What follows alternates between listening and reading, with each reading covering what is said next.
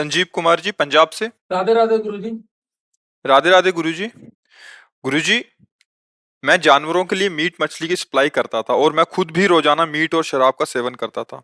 तभी मैं फेसबुक के माध्यम से आपसे जुड़ा और मैं यूट्यूब पर आपका रोजाना सत्संग एवं एकांतिक वार्ता सुनने लगा। उसी समय से आपकी और राधा रानी की कृपा से मीट, शराब, प्याज, लहसुन आदि सभी का त्याग कर दिया। श्री राधा रानी का जप और श्रीमद् भागवत महापुराण का पाठ करने लगा।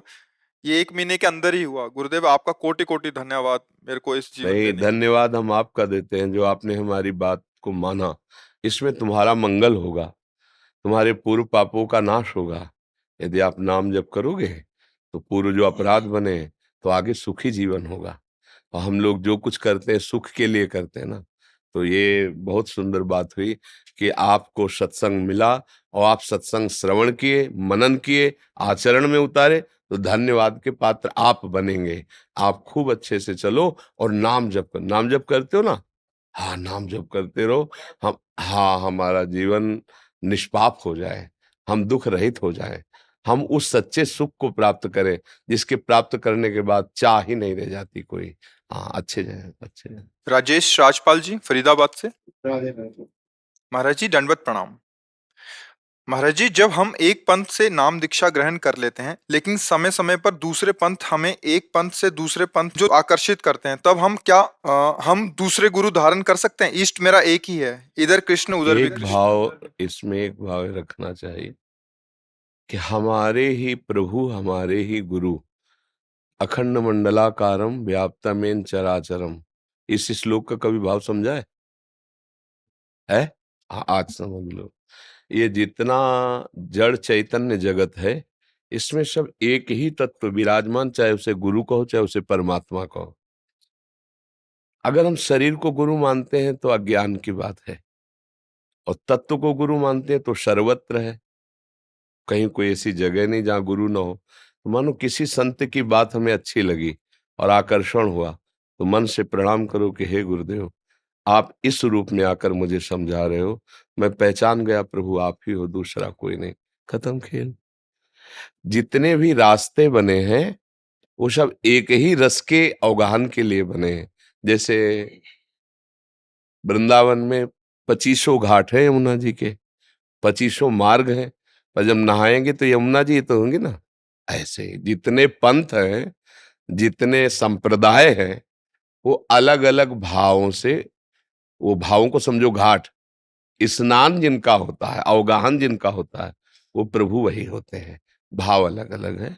कोई प्रभु को अपना पुत्र मानता है वात्सल्य भाव में, कोई मित्र मानता है सखा भाव में, कोई पति मानता है कांता भाव में, कोई दास मानता है प्रभु स्वामी में उनका दास, और कोई अभेद भक्ति भी करता है। अभेद भक्ति एको ब्रह्म द्वितीयो नास्ति, तो मेरे भी हृदय में प्रभु ही तो बैठे, दूसरा कोई नहीं। ये अनुभव करके वो कैवल्य परम पद मोक्ष को प्राप्त हो जाता है। तो जिस भाव से भजो, पर भगवान तो वही है ना। ऐसे ही जितने संत हैं, जहां आपको गुरुवाणी मिले, उनके वचन लगे कि हाँ सत्य है, बस अपने गुरु को पहचान के अपने गुरु की भावना से प्रणाम करे, तो दूसरा कोई है नहीं। बढ़िया बात बन गई। समझ में आया आपको? बस दुविधा ये हो जाती है गुरुजी, जैसे म- मेरा कोई भी बेटा है, वो एक पंथ पे ले जाता है ना मुझे, तो फिर वो जो उच्चारण कर रहा है, फिर घर में वो उच्चारण कर रहा है, मैं कहीं संस्था का मैंने नाम लिया है, वो मैं उच्चारण तो करूं, वहां पे अपने फंस जाता। अपने गुरु के नाम को ही जपना चाहिए। कहीं और प्रभावित सुनो, सत्संग सुनो, सबकी बातें बढ़िया है, पर मंत्र नाम गुरु का दिया हुआ जपना चाहिए। ये सिद्धांत है। मंत्र मूलम गुरु वाक्यम। गुरु ने जो नाम दिया है उसे जपो। या जब ऐसा लग पड़े कि हृदय शीतल हो गया, कोई संशय नहीं, तो समझना चाहिए अब वो गुरुदेव इस रूप में आकर ये जो उपदेश कर रहे हैं नाम, अब यही हमारा जीवन है, और दृढ़ता से पकड़ ले, चल दे। संशय अगर है तो अपने गुरु का दिया हुआ नाम जप करता रहे जब तक संशय नष्ट ना हो जाए। और जब ये गुरुवाणी होगी तो आपका हृदय शीतल हो जाएगा। बस बस बस मिल गया, जो मिलना था, जिसे हम खोज रहे थे वो मिल गया। अब ये नाम जपेंगे, अब इस मार्ग में चलेंगे, मेरे गुरुदेव मुझे इस रूप में इस मार्ग में पकड़ के ले चलना चाहते हैं। कोई संशय नहीं। अगर संशय है तो फिर गुरुवाणी और गुरु नाम जपते रहो, आगे वो खुद निर्णय कर देंगे। कनिक जी, शेयरवंश गुरुदेव। राधा वल्लभ श्री हरिवंश। गुरुदेव आपके चरणों में कोटि कोटि प्रणाम।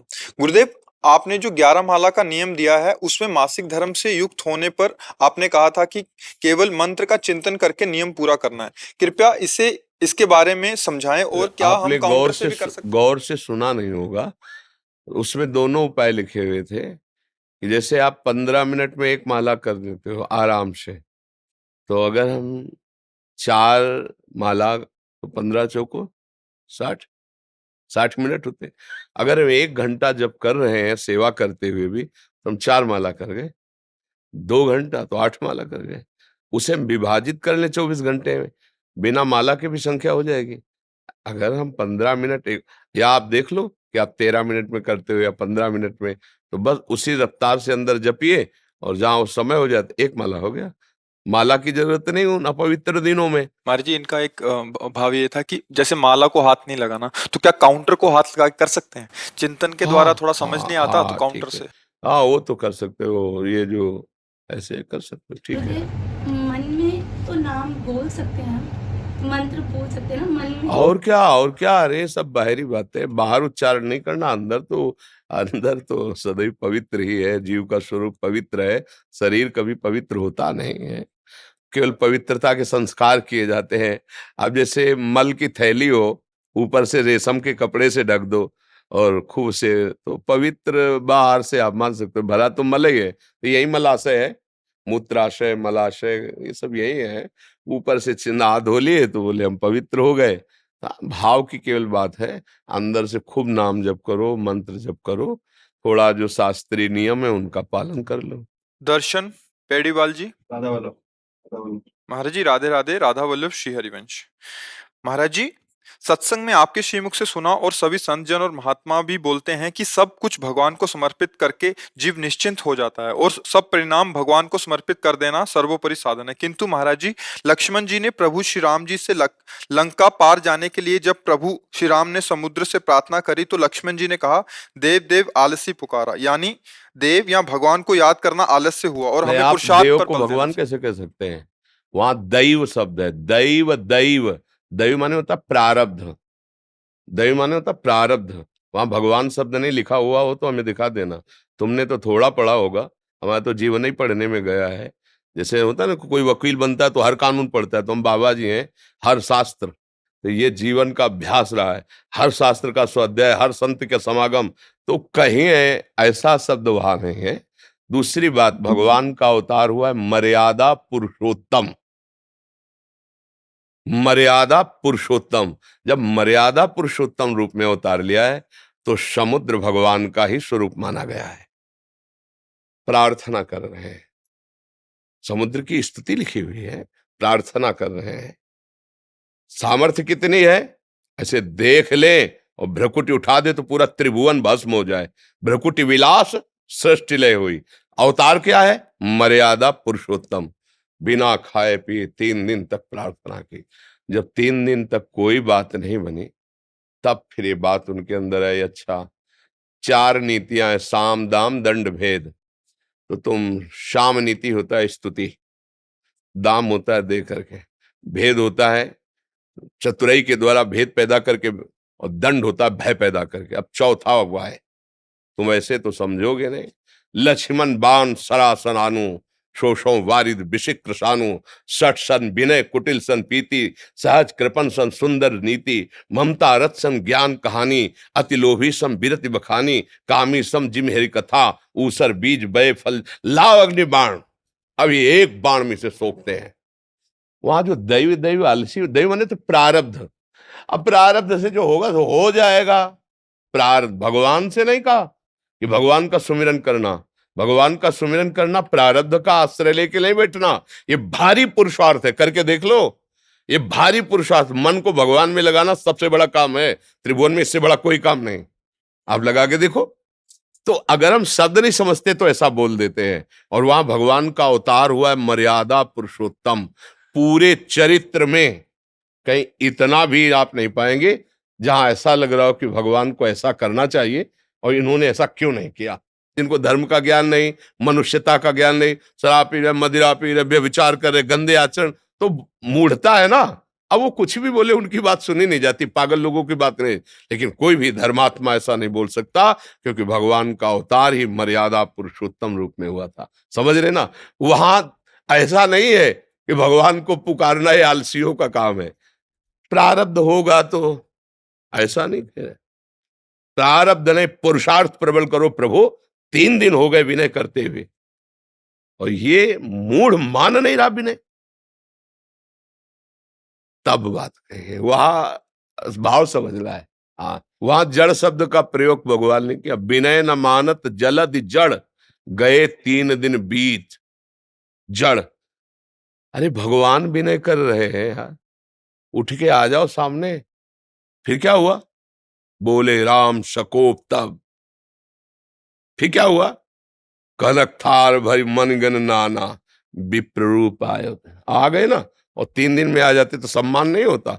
तो ये जीव की जड़ता बली रहती है।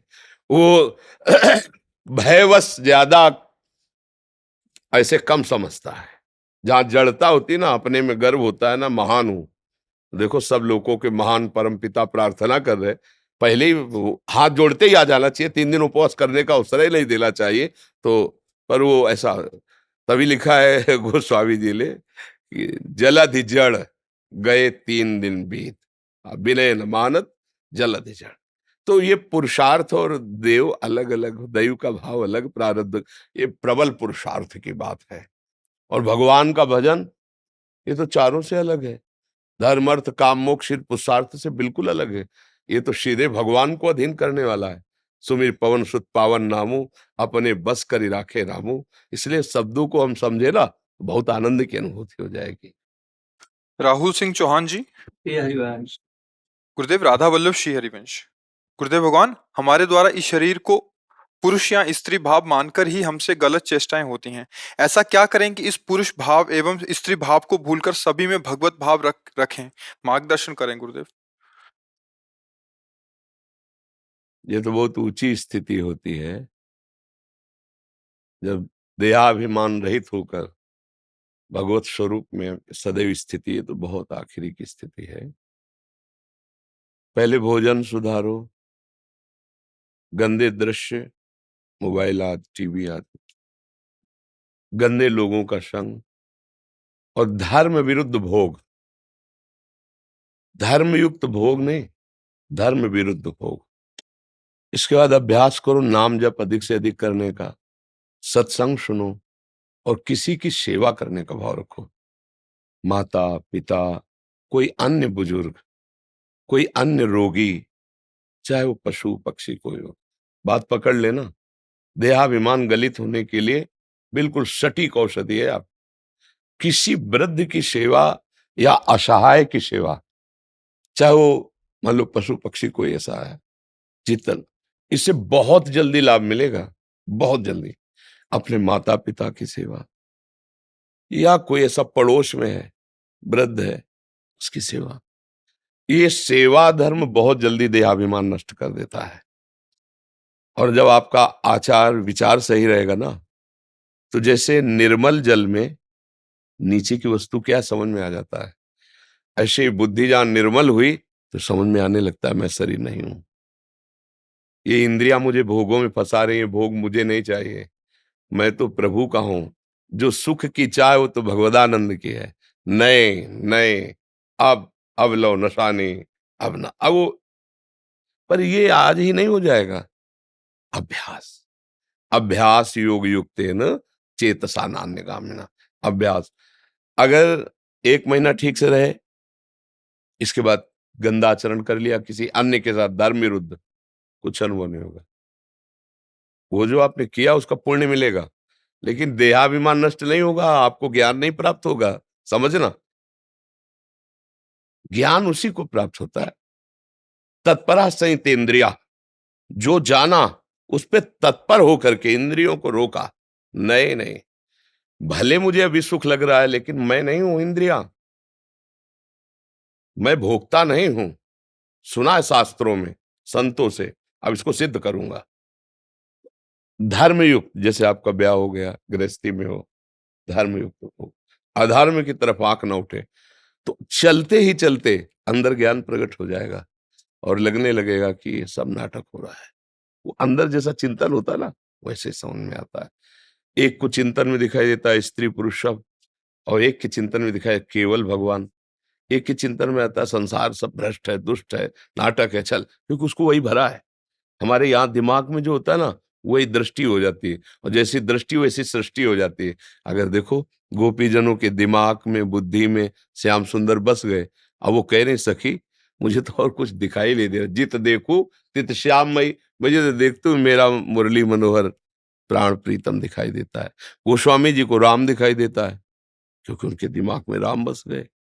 सिय राम में सब जग जानी। तो हमारा चिंतन बदल जाए, खान पान ठीक रहेगा और आचरण सही रहेंगे, तो धीरे धीरे चिंतन। एक रहस्य है, शरीर से जितना सुख भोगोगे उतना ही शरीर में आसक्ति हो जाएगी, और जितना शरीर से धर्मयुक्त विषय सेवन करोगे धीरे धीरे ज्ञान हो जाएगा और शरीर से राग खत्म हो जाएगा। प्रायः हमारी गलती यही होती है कि हम सुख भोगने के लिए धर्म का त्याग कर देते हैं, तो सुख मिलता नहीं, आसक्ति और बढ़ती जाती है, पतन हमारा हो जाता है। इसलिए सत्संग सुनो, और जो ये चर्चा की इसे बार बार सुनना और मनन करो और धारण करो, तो फिर आपको आगे खुद अनुभव होने लगेगा। सचिन जी फरीदाबाद से। राधे राधे। महाराज जी जय श्री कृष्ण। महाराज जी मेरा प्रश्न यह है कि भक्ति हमें बांधती है या मुक्त करती है? दोनों बातें हैं, दोनों बातें। जब हम भक्ति करते हैं तो एक जगह से छोड़ती है, एक जगह बांधती है। संसार के भोगों से मुक्त कराकर भगवान के प्रेम में बांधती है। समझ रहे ना? हाँ, संसार के बंधन से मुक्त करती है और भगवान के प्रेम में ऐसा बांध देती है कि अब भगवान भी चाहे तो नहीं छूट सकता। जय श्री भट्ट प्रेम रस बंधन, क्यों छूटे दृढ़ फंद, बसो मेरे नैनन में दो चंद। अब नहीं, अब तो बेल फैल गई, जाने सब कोई, मेरे तो गिरधर गोपाल। सब छूट गया, दूसरो न कोई, बंद कहाँ गया, मेरे तो गिरधर गोपाल। भक्ति दोनों काम करती है, संसार से छुड़ाकर और भगवान में बांध देती है। अब ये बंधन नहीं टूट सकता, ये सत्य बंधन है। अब ये तो बस जिस पर तुम हो रीझते, क्या देते यदुवीर, रोना, सिसकना, तड़पना, आहों की जागीर। इस मार्ग के पथिक को इनाम क्या मिलता है? रोना, सिसकना, हा राधा, हा कृष्ण, हा कृष्ण, ये इनाम है। हर समय तड़पता रहता है प्रभु के लिए। तो इसका फल क्या होता है? जहां ब्रह्मा जी भी माथा रखते हैं ना, वहां उन प्रभु के साथ खेलता है वो अविनाशी स्वरूप से भगवान के धाम में नित्य। ये जन्म मरण घृणित शरीर मलमूत्र वाला सब खत्म, निहाल हो जाता है। अनंत महिमायुक्त भगवान का नित्य साथ, निरंतर साथ, अनादिकाल तक। वो भगवान का घर, भगवान का जीव अपने घर पहुंच गया, निहाल हो गया। इसलिए हाँ जी, कुछ भक्तों ने आपके श्रीमुख से नाम चाहा। हम तो राधा राधा जपते हैं, राधा वल्लभ श्री हरिवंश जपते हैं। आप देख लो, जो आपको प्रिय लगे, खूब नाम जप करो। और देखो, हम हृदय की बात कहते हैं। हम कभी ये नहीं मानते कि आप लोग कम ज्ञान वाले हो, हमसे ज्ञान लेने आया। हमारा चिंतन ये था, मेरे भगवान इस रूप में आके मुझे दर्शन देते हैं। हम अपनी कोई बड़ाई नहीं कह रहे, हम आपको कह रहे पग पग पे कष्ट है, लेकिन हम सुखी इस बात से हैं, ये हमारे मालिक हैं प्रियालाल। लगता है जितनी सेवा है कर लो उनके बल से, और शरीर छोड़ो, अपने मालिक के पास चलते हैं, अपने घर चलते हैं। आपने अपना घर बना रखा, मालिक उसके बन बैठे, तो इस समस्या को आप इसीलिए ले झेल पा रहे। कोई भी समस्या हो, आप इसीलिए ले झेल। हर समस्या का समाधान इनको मालिक बना लो, सच्ची कहते हैं, तुम ऐसे निकल जाओगे, हर समस्या का समाधान। पर वो क्या होता है कि मालिक हमें बनते हैं। अगर किसी से पूछा जाए घर किसका, कहे मेरा, ये लड़के बच्चे मेरे, सब मेरा मेरा। तो फिर भगवान के सामने क्यों कहते हो तन मन धन सब तेरा? ले भारती भी नहीं कहते तन मन धन सब तेरा, और कहते क्या लागे मेरा। कितनी बढ़िया बात कह रहे भगवान से। और भगवान जब अपनी चीज लेना चाहते तो फिर गाली शुरू करते, कितने निर्दयी भगवान है, ऐसा भगवान ने क्यों किया, क्योंकि तुमने कहा है तन मन धन सब तेरा, अब उनकी वस्तु वो खेल रहे हैं, तुम्हें क्या परेशानी। तो हम लोग झूठे हैं, अपने को मालिक मानते हैं, और इसी कारण हम भोजा माया का नहीं तो आपको अगर पूरे भारत का, पूरे विश्व का भी कार्य दे दिया जाए, मालिक केवल भगवान को मानना, आप टेंशन रहित रहेंगे। वो सामर्थ्य दे देते हैं, वो आनंद दे देते हैं। ऐसा खूब नाम जप करो, आनंद।